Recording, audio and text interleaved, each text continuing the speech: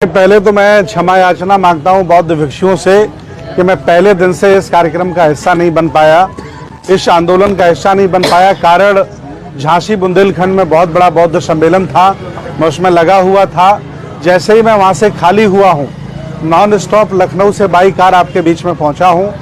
और ये जो पुलिस ने बर्बरता की है, बौद्ध भिक्षुओं को डिटेन किया है, जो बौद्ध भिक्षुओं के साथ अभद्रता की है, उन्हें जबरन पुलिस बल ने अस्पताल में डिटेन किया है, ये बहुत ही शर्मनाक बात है। ये भारत के लिए नहीं बल्कि पूरे विश्व के लिए शर्मनाक बात है कि इस तरह से बौद्ध भिक्षुओं को डिटेन किया गया। बात आगे की ये है कि ये आंदोलन कई वर्षों से चल रहा है, कई बार चला बंद हुआ, चला बंद हुआ। कभी बौद्ध भिक्षु मैनेज हुए, कभी किसी ने जमीन अपना बेचा, कभी ये आंदोलन शांत हो गया। लेकिन पूरे भारत के बौद्ध इस मुद्दे को लेकर के आंदोलित हैं। हमारे द्वारा कई एमपी लोगों से बात की गई कि इस मामले को सदन में उठाया जाए। कई हमने विधानसभाओं में जो हमारे एमएलए उपासक हैं, बिहार में भी हैं, यूपी में भी हैं, दिल्ली में भी हैं, उनसे भी मैंने निवेदन किया कि आप लोग इस मुद्दे को सदन में उठाएं। अगर ये मुद्दा चुने हुए प्रतिनिधि सदन में उठाते हैं तो ये मुद्दा भारतीय बनेगा, बड़े लेवल का मुद्दा बन जाएगा और ये उठाना भी चाहिए। क्योंकि ये जो 1949 बीटी एक्ट है, ये जबरदस्ती बिना सहमति के देश भारत के हिंदुओं ने, ब्राह्मणों ने बनाया और उसे लागू कर दिया। मैं आपसे कहना चाहता हूं कि तमाम मस्जिद हैं, उनमें मौलवी के अलावा, मौलाना के अलावा कोई नहीं रहता। तमाम चर्चेज हैं, उनमें कोई ब्राह्मण पूजा नहीं करता। तमाम हिंदू मंदिर हैं, उनमें कोई मौलाना नमाज नहीं पढ़ता। लेकिन फिर ये दोहरी नीति बौद्धों के साथ क्यों है? हमारा इकलौता ऐतिहासिक बौद्ध मठ जो पूरी दुनिया में जाना जाता है, बोध गया महाबोधि टेम्पल, इसमें ब्राह्मण पूजा क्यों करते हैं, क्यों उसके सदस्य बने हैं? पूज्य भंते प्रज्ञाशील महाथेरो जी लंबे समय से आंदोलित हैं, आकाश लामा जी आंदोलित हैं। मैं तो उस आंदोलन का सहयोग करने आया हूं, क्योंकि मैं भी एक बौद्ध भिक्षु हूं। मैं भी देश में रहता हूं, लोगों के लिए काम करता हूं, प्रचार करता हूं। तो लोगों ने मुझसे कहा कि भंते जी जल्दी आप पहुंचिए, वहां बौद्ध भिक्षुओं के साथ बर्बरता हो रही है, अत्याचार हो रहा है, पुलिस बौद्ध भिक्षुओं के साथ बहुत अच्छा रुख नहीं अपना रही है। तो मैं दौड़ा दौड़ा यहां पर आ गया। मैं सभी बौद्ध भिक्षुओं से क्षमा चाहता हूं कि मैं पहले दिन से आपके साथ खड़ा नहीं हो पाया, लेकिन अब मैं वचन देता हूं इस मुद्दे को स्थानीय लेवल पर भी डेवलप किया जाए। जैसे बोध गया के कई लोगों से मेरी बात हुई, उन्होंने कहा कि आकाश लामा पश्चिम बंगाल के रहने वाले हैं और भंते प्रज्ञाशील जी महाराष्ट्र के रहने वाले हैं, स्थानीय लोगों को इन्वॉल्व किया जाए।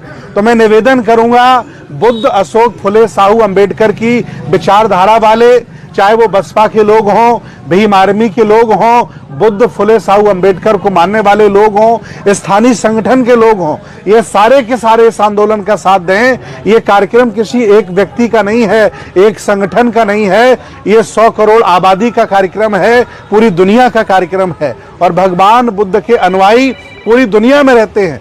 इसलिए मैं आज बहुत शर्मिंदा हूं कि मैं पहले दिन से इसका हिस्सा नहीं बन पाया। लेकिन अब मैं सभी अपने सीनियर और जूनियर बौद्ध भिक्षुओं को विश्वास दिलाता हूं कि आपके साथ मैं डटा रहूंगा, खड़ा रहूंगा। जब तक ये जालिम बोध गया मुक्ति आंदोलन को हम सफल नहीं कर लेते, तब तक हम बोध गया से जाने वाले नहीं हैं। अब हम लोग आ गए हैं, साधन संसाधन क्रिएट करेंगे, स्थानीय लोगों से बात करेंगे, स्थानीय नेताओं से बात करेंगे, अधिकारियों से बात करेंगे, सभी सामाजिक संगठनों से बात करेंगे।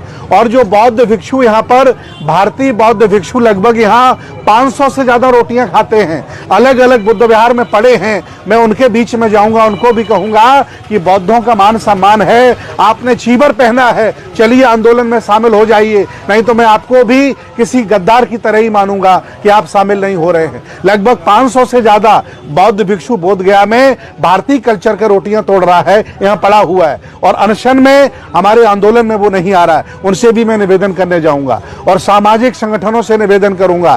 पूरे भारत के सभी बौद्ध भिक्षुओं से जो सक्षम है, मजबूत है, वो अपने साधन संसाधनों से बोध गया आ सकते हैं, मैं उनसे भी निवेदन करूंगा।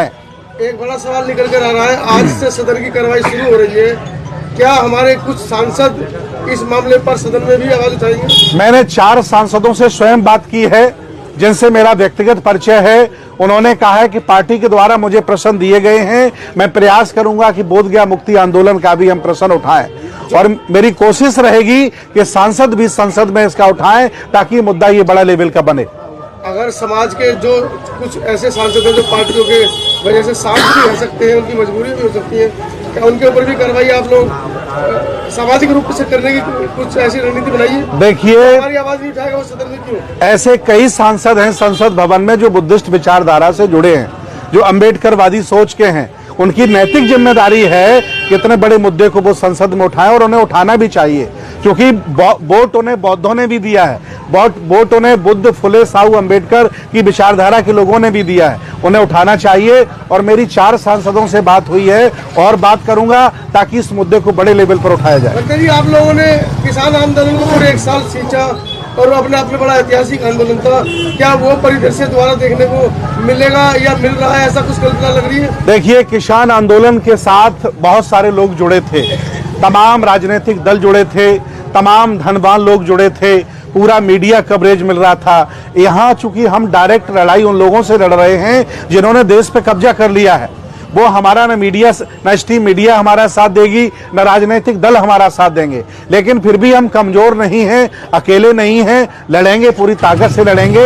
और ये चूंकि मान सम्मान की लड़ाई है, इसको हम जीतेंगे, मुझे पूरा विश्वास है। मेरा एक ही सवाल, आखिरी सवाल बंते जी, किसान आंदोलन को, पहलवान आंदोलन को और भी बहुत सारे आंदोलन जनता मंत्र पे हुए हैं, आपने सभी को समर्थन किया, बंते राहुल जी भी आंदोलन में पहुंचे हैं, उनसे भी चर्चा होगी कि वो भी हमको समर्थन करें जैसे हमने उनको समर्थन किया? नहीं, ये आपने आज अगर ये बात कही है तो मैं किसानों के नेता राकेश टिकैत से बात करूंगा कि आज हम संकट में हैं, आप बोधगया आइए।